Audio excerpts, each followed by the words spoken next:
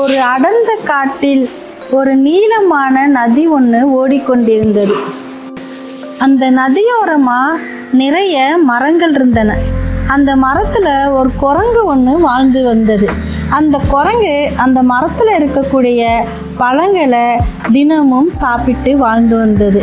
அந்த பழங்கள் மிகவும் இனிப்பாகவும் சுவையாகவும் இருந்ததுனால அந்த குரங்கு அந்த மரத்தை விட்டு போகிறதே இல்லை.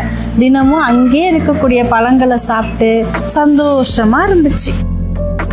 ஒரு நாள் அந்த நதிக்கரையில முதலை வந்தது. நீ எங்க இருந்து வர்ற?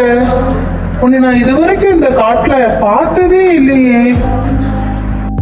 நான் ரொம்ப காலமா இந்த நதியில தான் இருக்கிறேன். ஆனா எனக்கு எந்த நண்பர்களும் கிடையாது. அப்படின்னா நீ கவலைப்படாத. இனிமே இந்த நிமிஷத்துல இருந்து நாம 2 பேரும் நண்பர்கள். அந்த நாள் முதல் குரங்கும் முதலையும் நண்பர்களாக இருந்தார்கள். தினமும் குரங்கு முதலைக்கு இனிப்பான பழங்களை தந்தது. முதலையும் அந்த இனிப்பான பழங்களை தின்னு சந்தோஷமா இருந்தது. முதலை வீட்டுக்கு போய் அது மனைவி கிட்ட, எனக்கு தினமும் ஒரு குரங்கு இனிப்பான பழங்களை கொடுக்குது, நீ இந்த பழங்களை சாப்பிட்டு பார்த்து எப்படி இருக்குன்னு சொல்லு அப்படின்னு சொன்னது. இந்த பழமே இவ்வளோ டேஸ்டா இருக்குன்னா இந்த பழத்தை டெய்லி சாப்பிடுற அந்த குரங்கோட இதயம் எவ்வளோ டேஸ்டா இருக்கும். நண்பா வா, என் மனைவி உனக்காக விருந்து வச்சிருக்கிறா.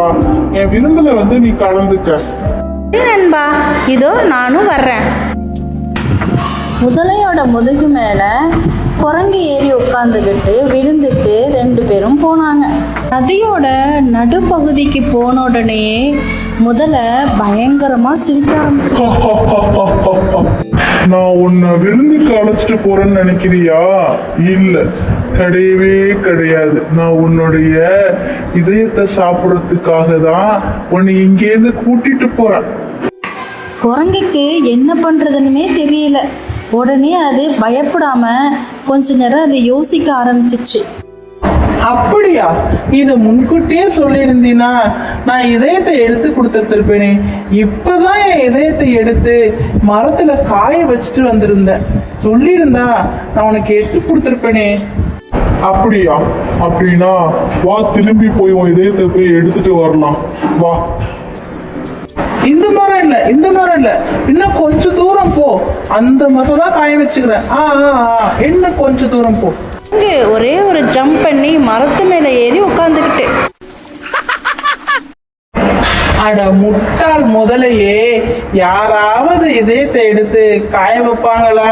இதயத்தை எடுத்தா யாராவது உயிரோட இருக்க முடியுமா? இது கூட தெரியாத ஒரு முட்டாள் முதலையா இருக்கிறியே. நான் உன்னை விட மாட்டேன், நீ என்னை ஏமாத்திட்டில. முதல்ல ஏமாந்து போயிட்டு புத்திசாலியான குரங்கு தப்பிச்சது. குழந்தைகளே, உங்களுடைய ஆபத்தான சூழல்ல நீங்க புத்திசாலித்தனமா யோசிச்சீங்கன்னா அந்த சூழலை ஈஸியா தீர்க்கலாம்.